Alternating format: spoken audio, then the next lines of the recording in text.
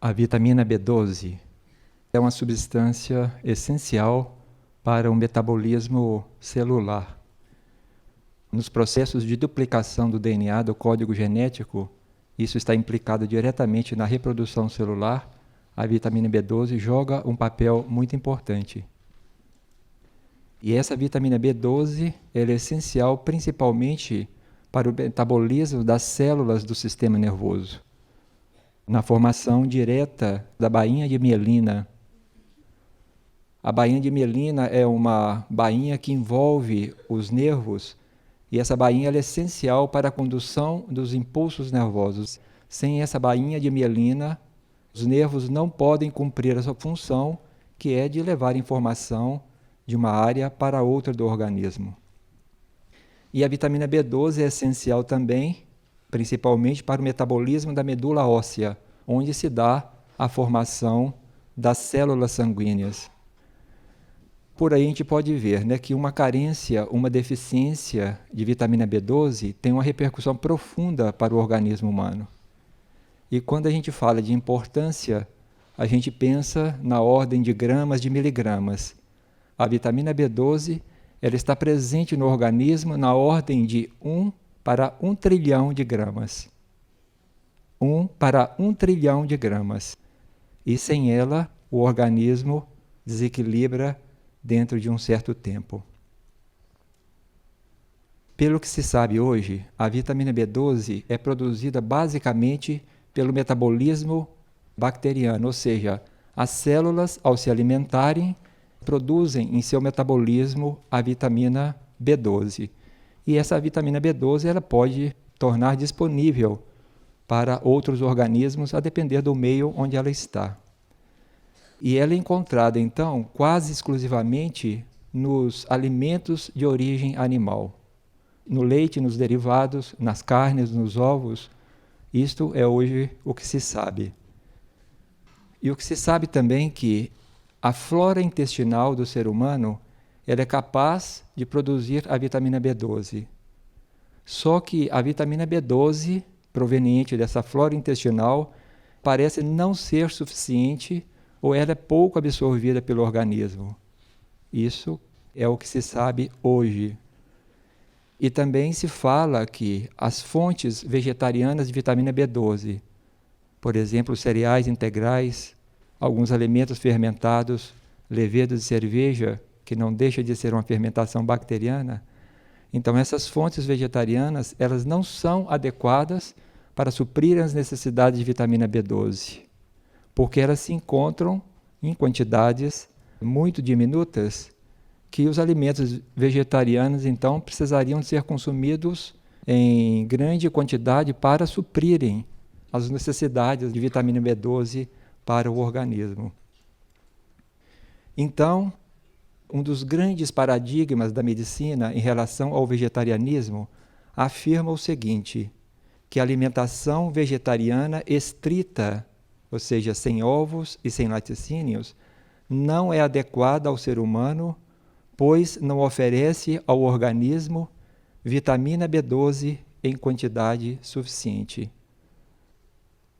Essa afirmação parece estar em contradição com os textos básicos de fisiologia, principalmente os textos de fisiologia anteriores à década de 50 e 60. Esses textos afirmam que a flora intestinal é capaz de produzir a vitamina B12 suficiente. Já os textos mais modernos não levam em consideração essa atividade bacteriana, ou seja, essa produção de vitamina B12 pela flora intestinal. Aí existe uma aparente contradição. Uns textos afirmando uma coisa, outros textos parece-me que afirmando o contrário. Então podemos nos perguntar, por que essa contradição?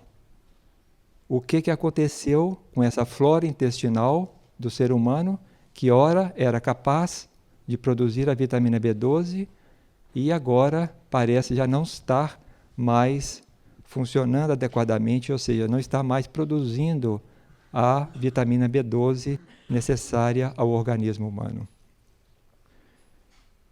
A flora intestinal joga um papel muito importante, decisivo mesmo para a manutenção da vida no ser humano.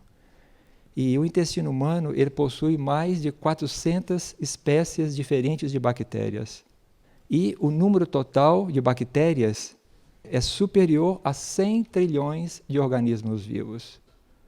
Essas bactérias, esses organismos todos, representam de 1 quilo a 1,5 kg do peso corporal em bactérias. Mais de 1% do peso corporal de um adulto é representado pelas bactérias dessa flora intestinal. Então isso já dá o peso da importância dessa flora intestinal para o organismo humano. Como nós sabemos, o fígado é o laboratório do corpo. E a flora intestinal tem quase o potencial de exercer as mesmas funções ou as funções básicas que o fígado desempenha. Então, ela tem realmente um peso muito decisivo para a manutenção de todo o equilíbrio, né, de toda a vida do organismo humano, como nós vamos ver. Esta flora, esses trilhões de organismos dentro do intestino, vivem em um delicado equilíbrio e um meio muito competitivo. O que significa? Isso significa que os alimentos que nós ingerimos são capazes de determinar a composição dessa flora intestinal. Então, a composição dos alimentos pode favorecer o desenvolvimento de algumas bactérias e pode prejudicar o desenvolvimento de outras bactérias. Então, os alimentos que nós ingerimos têm essa capacidade de alterar essa composição da flora intestinal. Vocês imaginem agora um pedaço de carne dentro de um recipiente fechado, fora da geladeira. Essa carne, em pouco tempo, vai passar por um processo de decomposição, que nós chamamos de decomposição putrefativa. Aquela carne, em poucas horas, em pouco tempo, vai passar por um processo de putrefação, né, de uma deterioração. Imaginem também um punhado de farinha umedecida, também dentro de um recipiente fechado, fora da geladeira. Em poucas horas, essa farinha também vai passar por um processo de decomposição só, que é uma decomposição que nós chamamos de decomposição fermentativa. É uma decomposição, tanto num caso quanto no outro, mas as características de um e de outro processo são essencialmente diferentes. Então, isto é uma condição que está presente dentro do nosso intestino, como nós vamos ver. Quando nós desequilibramos a nossa dieta, e a dieta tem uma quantidade maior de proteínas ou uma quantidade maior de carboidratos, que são essas farinhas, com o tempo elas vão produzir um meio intestinal que vai favorecer, ora, essas bactérias que vivem no meio putrefativo, ora, as bactérias que vivem no meio fermentativo. Isso nós vamos ver mais detalhes. Nós sabemos que nas últimas décadas ocorreram mudanças radicais nos padrões alimentares, né, do ser humano, nos padrões alimentares modernos. Houve um consumo muito maior de alimentos de origem animal, de carnes, de ovos, de leite e derivados. A indústria hoje não para, tem uma imaginação muito fértil para a todo momento estar colocando novos produtos baseados na fonte animal. E houve também, nessas últimas décadas, um consumo muito maior de alimentos refinados e industrializados. São alimentos já pré-digeridos, já pré-cozidos, que chegando no intestino, eles logo vão ser atacados por essa flora intestinal e promovendo muito desequilíbrio aí, como vamos ver. E houve também um consumo acentuado de açúcar, de gorduras, de bebidas alcoólicas, de refrigerantes, ou seja, uma parafernália de produtos alimentícios que basta passar por um supermercado e nós vemos assim o que realmente existe nesse campo. Então, tudo isso, essas mudanças promoveram um desequilíbrio muito grande na dieta moderna, na dieta básica do ser humano. A dieta se tornou hiperproteica, ou seja, concentrada em proteínas, porque a oferta de proteínas é muito maior hoje. É uma dieta hoje hipercalórica, alimentos altamente concentrados, já pré-digeridos, que chegam no intestino, logo liberam energia, logo estão disponíveis ao organismo humano. é uma dieta rica em gorduras e pobre em fibras. Então, essa dieta cria por si só aquelas condições intestinais que vão favorecer aquelas bactérias que vão se adequar a esse novo meio, a esse novo padrão alimentar, a essa nova composição de alimentos que vão chegar aos intestinos. Então, todos esses fatores e outros colaboraram muito para o desequilíbrio da flora intestinal. Nós vimos essa dieta desbalanceada, hiperproteica, hipercalórica, rica em gorduras, pobre em fibras. Isso cria uma condição intestinal que vai favorecer mais as bactérias do meio putrefativo, aquelas bactérias adaptadas ao meio putrefativo, com todas as consequências que nós podemos imaginar ao imaginar uma carne apodrecendo dentro de um recipiente fechado. Então, essa dieta desbalanceada, ela vai promover esse desequilíbrio na flora intestinal. Os alimentos enlatados, industrializados, com essa parafernália de químicos para conservar, modificar, para construir quase um alimento, isso também são fatores que determinaram esse desequilíbrio da nossa flora intestinal. O uso de agrotóxicos nos alimentos, desde a conservação das sementes até as técnicas de plantios, de adubação, as técnicas de pulverização de venenos, a conservação dos alimentos, os alimentos vão ficando carregados de substâncias tóxicas que, ao entrarem no organismo, vão também afetar de uma forma direta essa flora intestinal. E a moderna antibiótico-terapia, a quimioterapia, quando nós tomamos um antibiótico para uma doença qualquer, nós promovemos uma verdadeira destruição da flora intestinal. Aquela flora intestinal, aquelas bactérias sensíveis àqueles antibióticos, elas vão ser destruídas e aquelas que são resistentes, que geralmente são bactérias patogênicas, causadoras de doenças, elas vão proliferar e muitas vezes podem surgir doenças secundárias piores do que aquelas doenças que os antibióticos estariam tratando. Tudo isso por um desequilíbrio dessa flora intestinal. E uma condição também moderna, mas muito presente, que é o estresse, que afeta diretamente todo o trato digestivo. A composição dos nossos sucos digestivos, das nossas enzimas digestivas, tudo isso é influenciado diretamente por essa condição, porque esses órgãos são altamente sensíveis a qualquer condição de tensão, a qualquer estado mental, um estado emocional mais agitado, mais conflitivo. Então, todos esses fatores juntos, e muitos outros que aqui eu não citei, trouxeram consequências muito drásticas para essa flora intestinal.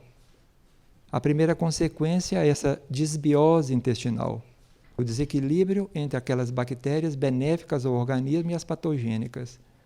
Normalmente, nós deveríamos ter uma condição nos nossos intestinos de equilíbrio entre as bactérias benéficas, que deveriam ser a maioria, e as bactérias patogênicas. Esse equilíbrio é chamado de eubiose intestinal. E quando, então, promovemos um desequilíbrio nessa relação, nós temos uma condição de disbiose intestinal, que é uma condição hoje arraigada em quase toda a humanidade. É raro o ser humano que vai ter uma condição intestinal em equilíbrio. Então, essa disbiose, esse desequilíbrio entre as bactérias benéficas e patogênicas, trouxe junto distúrbios digestivos, porque, como elas participam diretamente dos processos digestivos, dos processos de assimilação, de transformação dos alimentos já dentro dos intestinos, então o desequilíbrio nessa flora vai ter essas consequências, levando a um processo de desnutrição crônica. O indivíduo pode se alimentar adequadamente e a flora intestinal não está adequada para transformar, digerir e assimilar aqueles alimentos. Uma desnutrição mais latente, mais oculta do que uma desnutrição aparente. E essa massa alimentar também presente no intestino pode chegar a uma produção acentuada de toxinas. Os alimentos sofrem um processo de degradação muito maior do que o que deveria acontecer, então vai haver uma produção acentuada de toxinas. Essas toxinas vão ser absorvidas pelas paredes intestinais, vão para o fígado vai destilar parte dessas toxinas, e o que ele não consegue, ou seja, quando se ultrapassa essa capacidade do fígado de desintoxicar o organismo, aí essas toxinas entram na corrente sanguínea, entram em todo o organismo e vão causar um processo de autointoxicação geral do organismo. E localmente essas toxinas também podem promover uma irritação da mucosa, da parede interna que reveste os intestinos. Isso tem consequências muito sérias também para a função que o intestino desempenha no organismo humano.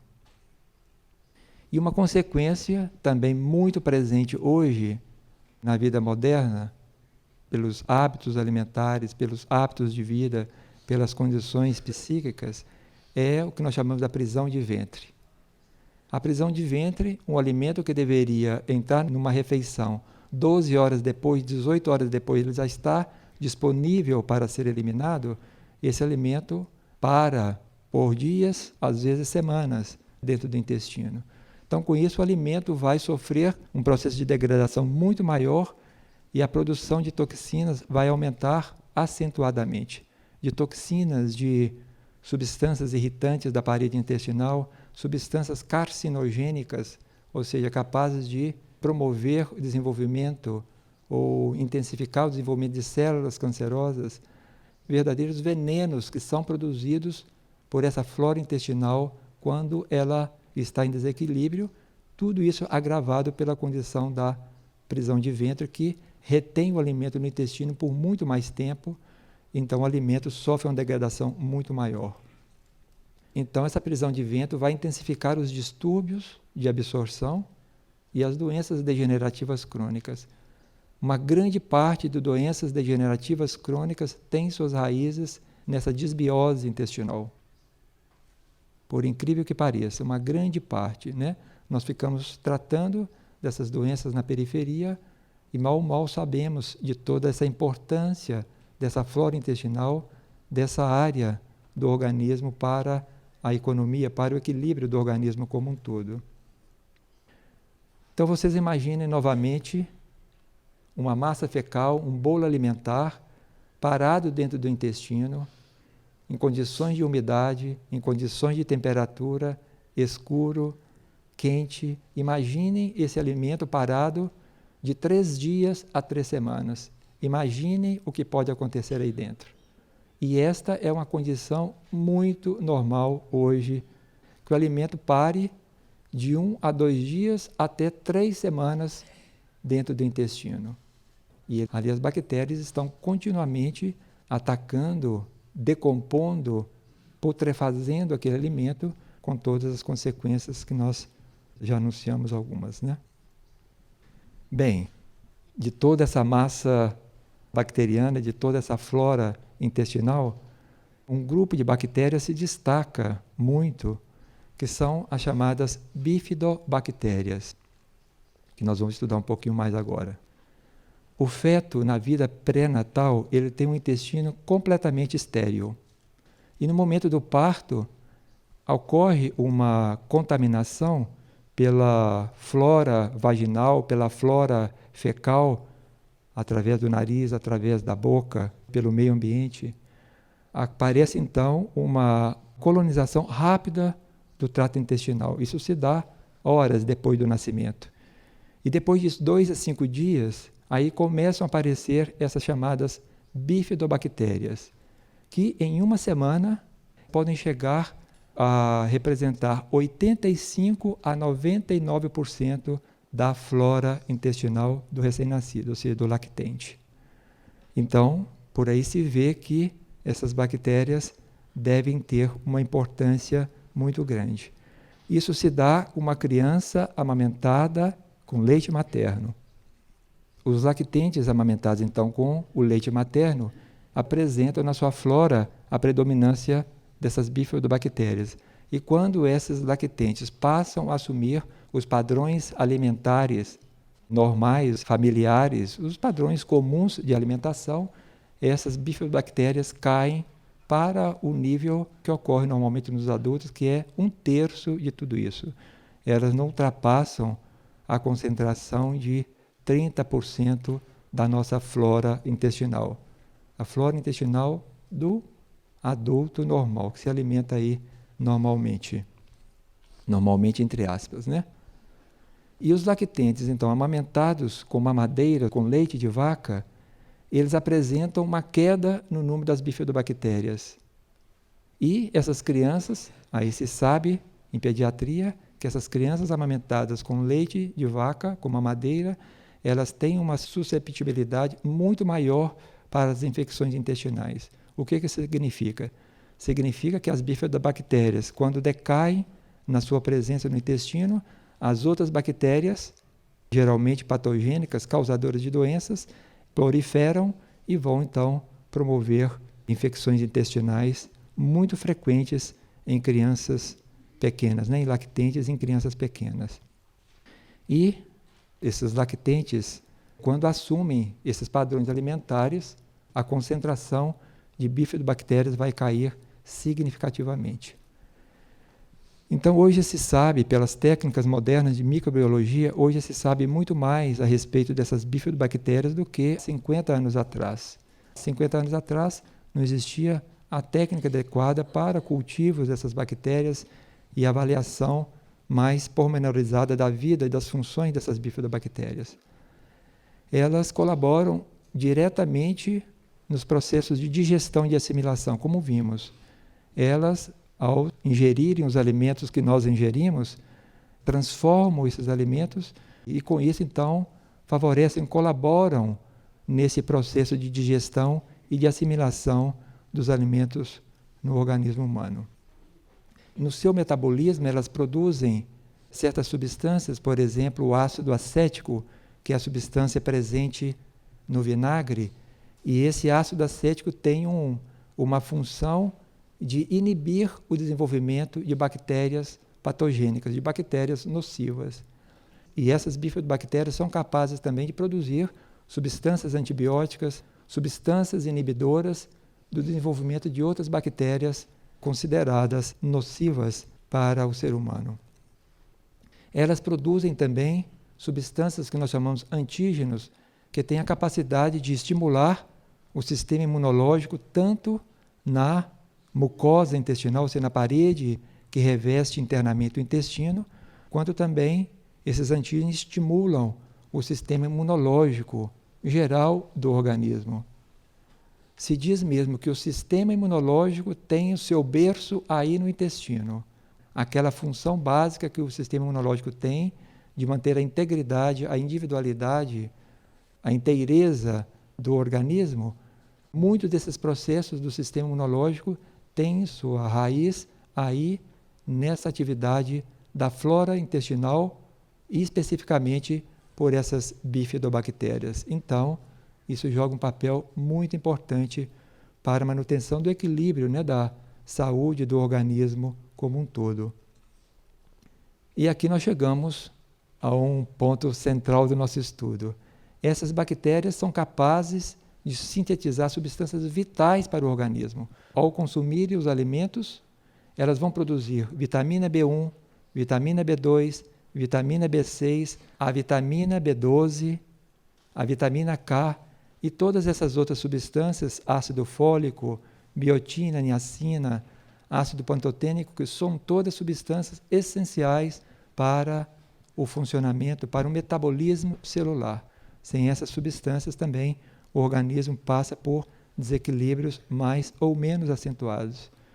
Então aí está, as bifidobactérias, quando elas estão presentes na sua concentração adequada, elas têm essa capacidade de produzir a vitamina B12 em quantidades muito maiores do que aquelas quantidades que hoje nós detectamos no organismo. Como nós temos hoje um desequilíbrio da flora intestinal, uma disbiose intestinal, essas bifidobactérias estão num número muito mais reduzido do que o normal, então essa síntese de substâncias, essa síntese de vitaminas, ela está diminuída e não só isso, como também essa desbiose promove toda uma alteração nos processos digestivos, nos processos de assimilação dos alimentos, nós temos também uma carência de assimilação dessas substâncias. Então, os nossos intestinos, essa flora, pode estar produzindo vitamina B12 adequadamente e o nosso organismo pode não estar em condições de absorver toda essa substância. Isso se perde nesse mundo bacteriano, nesse mundo da flora intestinal. Muitas pesquisas hoje estão associando a presença dessas bifidobactérias com a longevidade. Se sabe, por exemplo, que aqueles grupos humanos que vivem acima de 100 anos, existem grupos humanos vivendo nas montanhas, nos vales, aí afastados da civilização, que têm hábitos de vida ainda mais saudáveis, uma vida ativa, uma vida simples, uma vida saudável, hábitos alimentares mais equilibrados, uma dieta simples e equilibrada. Então, esses indivíduos que vivem acima aí dos 100 anos, eles apresentam também uma concentração maior de bifidobactérias na sua flora intestinal. E esses grupos humanos também se sabe, quando eles passam a assumir, quando eles mudam os seus padrões alimentares, quando eles passam a adotar padrões alimentares, hábitos de vida da civilização, hábitos de vida externos, essas bifidobactérias decaem acentuadamente na flora intestinal.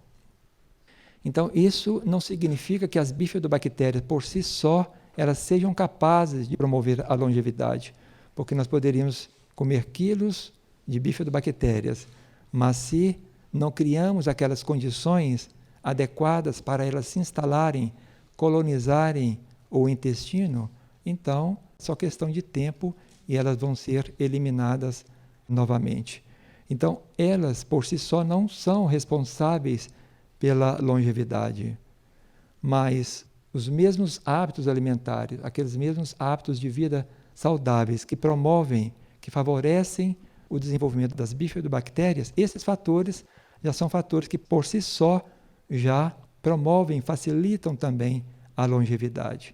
Então, a longevidade e a presença das bifidobactérias andam juntas. Uma não é a causa da outra, como se está tentando hoje fazer, associar essas bifidobactérias diretamente com a longevidade, torná-las responsáveis por uma vida mais longa e saudável do ser humano.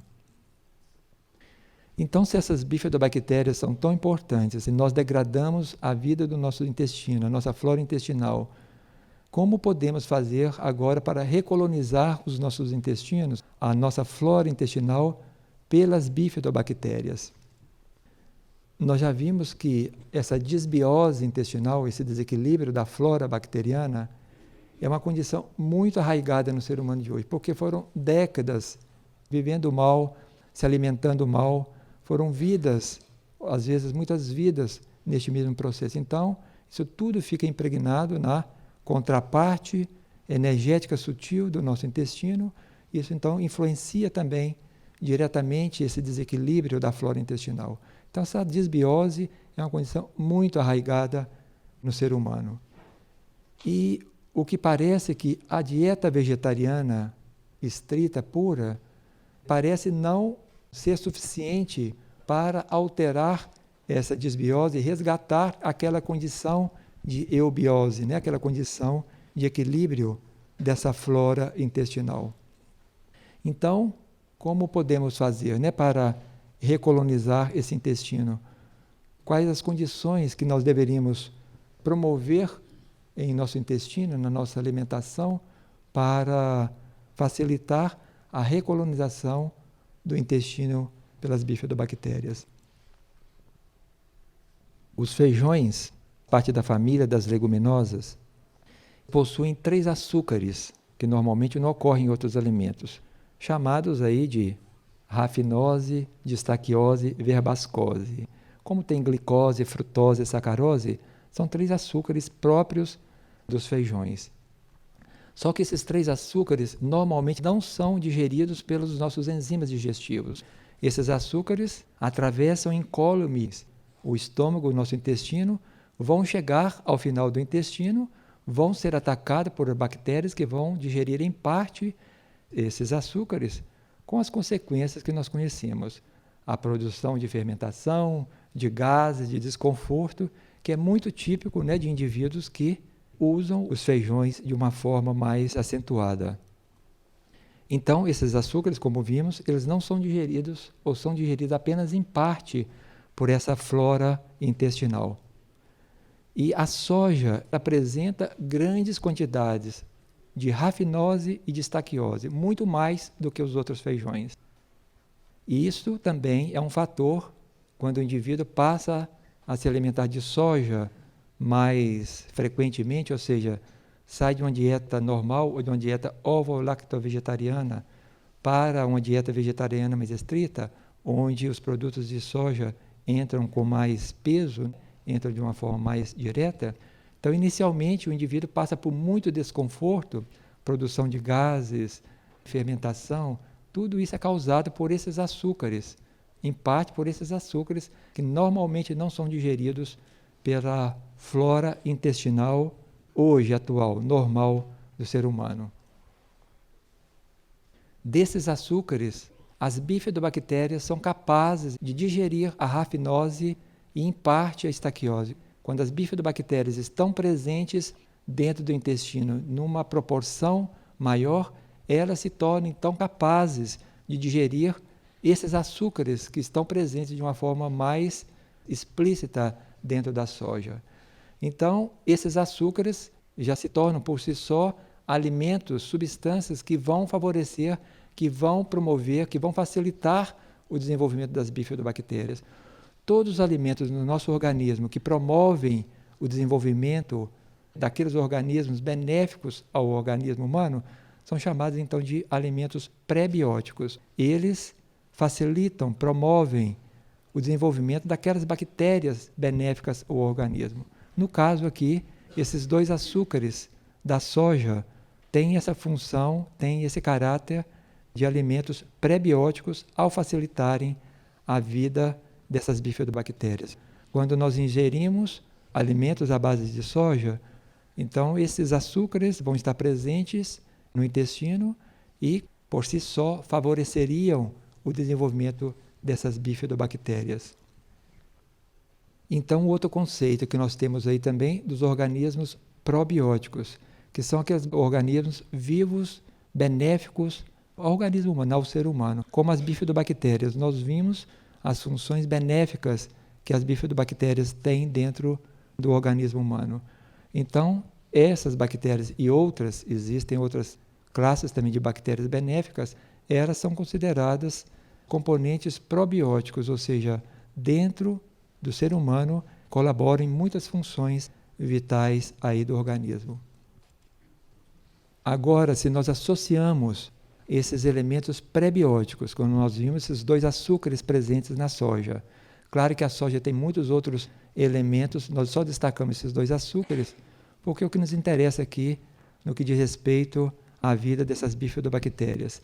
Então, a associação desses elementos pré-bióticos, esses açúcares da soja, do leite de soja, com as bifidobactérias, que são esses elementos probióticos, isso é a base biológica para a criação do iogurte de soja que nós estamos estudando hoje.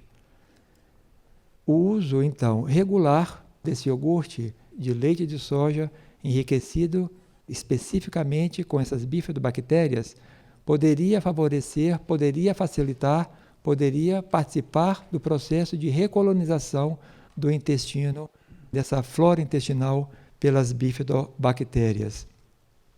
E junto com esse iogurte, junto com esse leite de soja, existem muitos outros alimentos considerados pré-bióticos que também iriam favorecer o desenvolvimento dessas bifidobactérias. Aqui eu citei apenas alguns desses alimentos, mas no grupo dos cereais nós temos o milho, o painço, a aveia. Das castanhas nós temos essas castanhas mais próximas nossas, né? Castanha de caju, castanha do Pará, tubérculos e raízes, cenoura, beterraba, iacon, frutas, de uma maneira geral, as frutas da estação, todas elas são alimentos que tem esse caráter prebiótico de favorecer, de facilitar o desenvolvimento dessas bifidobactérias. Então, esses alimentos associados com o uso regular do iogurte de leite de soja, nós poderíamos então estar facilitando, intensificando esse processo de reconstrução, de reorganização, de recolonização da nossa flora intestinal pelas bifidobactérias. E é claro que ela fez uma pergunta se o uso regular da soja, com o tempo, aqueles sintomas desagradáveis de quem inicia o uso da soja mais intensamente. Então, com o uso regular, o que se observa é que aqueles sintomas decaem. Por quê?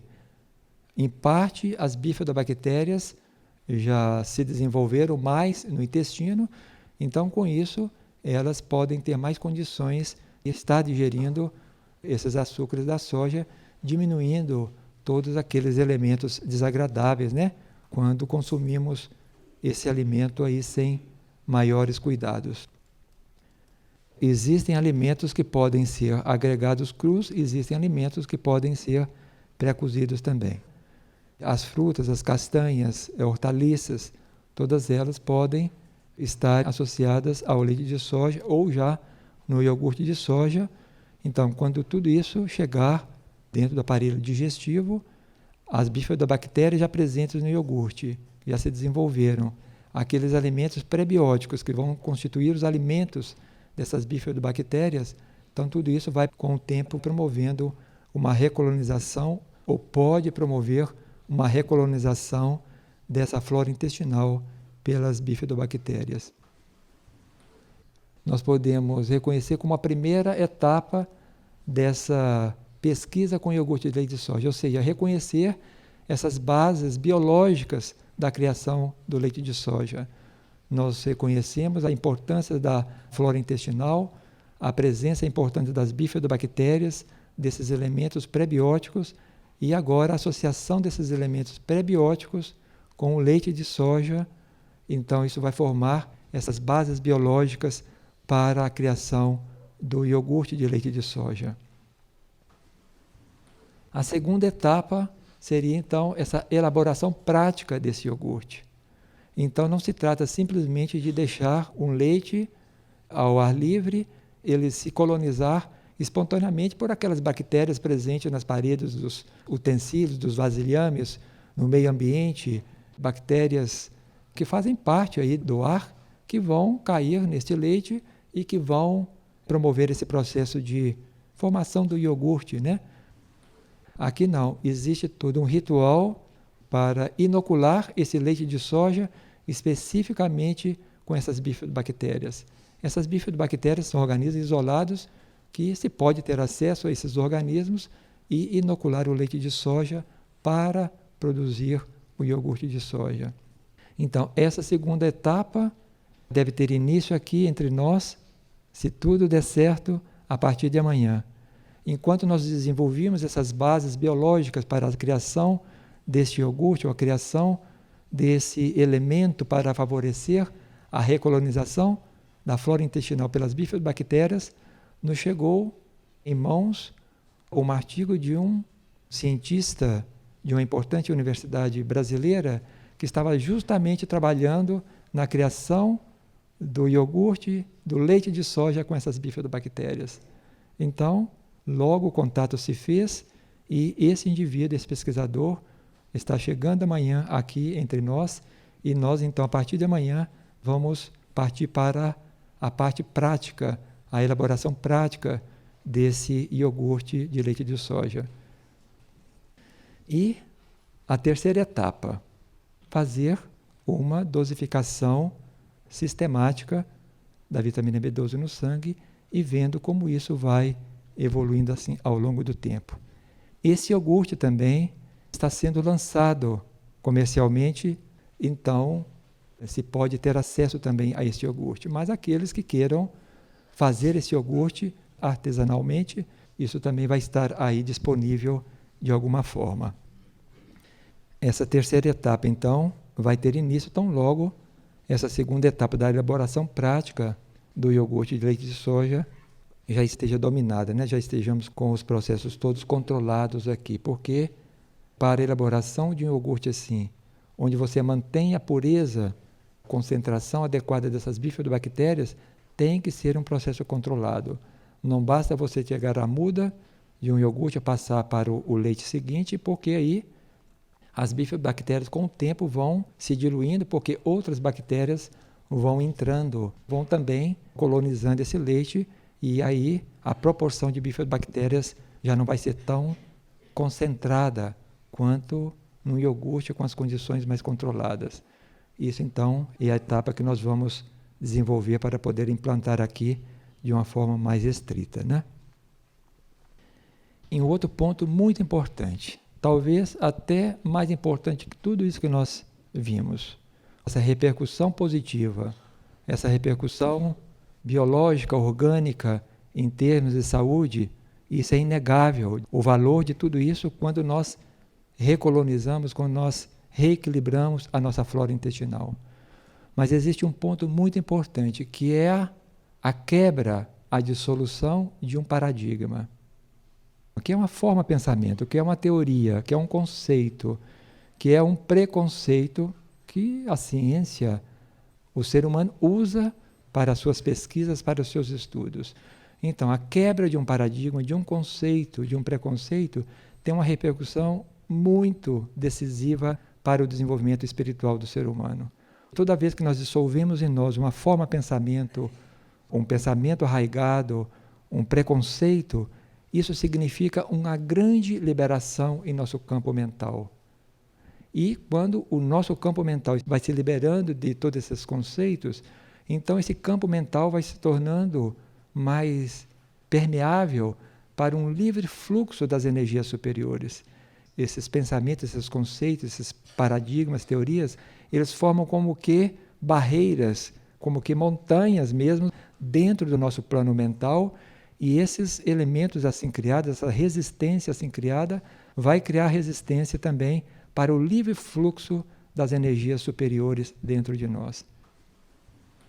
Hoje nós sabemos que energias cósmicas superiores estão afluindo para a Terra, para tirar a Terra dessa condição de ignorância, de obscuridade, e colocar a Terra dentro de um novo ciclo evolutivo, muito mais luminoso, muito mais cósmico. Então, essas energias cósmicas encontram verdadeiras barreiras dentro do plano mental planetário, dentro do plano mental da humanidade e dentro de cada ser humano. Então, a quebra desses preconceitos, isso significa uma grande liberação. E isso pode ter uma repercussão muito profunda para a cura de um indivíduo, para a cura da humanidade e para a cura mesmo de todo o planeta. Vocês têm perguntas? Esses produtos de conservação industrial têm algum efeito muito deletério nessa reconstituição? Ele está perguntando se essas substâncias, esses conservantes que se colocam nos iogurtes normais aí, vão influenciar essa recolonização, né, dessa flora intestinal pelas bifidobactérias ou por outras bactérias também benéficas ao organismo. O que acontece é o seguinte, essas bactérias saudáveis, o grupo das bifidobactérias e o grupo dos lactobacilos, que nós não citamos hoje porque já é um grupo mais conhecido, e eles têm todo um desenvolvimento aí com a moderna indústria dos laticínios. Então, o que se sabe é o seguinte, essas bactérias precisam de uma condição de temperatura adequada para a sua reprodução, para a sua manutenção. Então, quando você submete um iogurte desse a uma congelação, normalmente para os iogurtes chegarem ao comércio e não continuarem o processo de degradação, eles têm que ter algum conservante. Ou eles passam por uma pasteurização, ou eles passam por alguma irradiação, ou mesmo substâncias para interromperem o processo de duplicação, de reprodução dessas bactérias presentes no iogurte. Então, o que acontece? Você está comendo a massa de substâncias dessas bactérias e desse leite ou desse iogurte. Por quê? As bactérias ali já não estão mais vivas. Então, elas podem ajudar, sim, no processo de nutrição de substâncias, mas não vai ajudar no processo de reconstrução de recolonização da nossa flora intestinal, porque os organismos ali ou eles vão estar mortos ou vão estar inibidos no seu processo vital, no seu metabolismo vital. Então isso é a base de muitos desses iogurtes. Basta eles estarem numa congelação em torno de 4 graus, que é o que se coloca nesses supermercados normalmente. Essas bactérias já têm o seu desenvolvimento inibido ou se já não passaram por um processo de esterilização prévio, que são muitas as possibilidades. Então aí você está ingerindo um alimento rico em substâncias, mas não está ingerindo alimento rico em bactérias vivas, benéficas ao organismo, que iriam colaborar aí com esse processo de recolonização da nossa flora intestinal.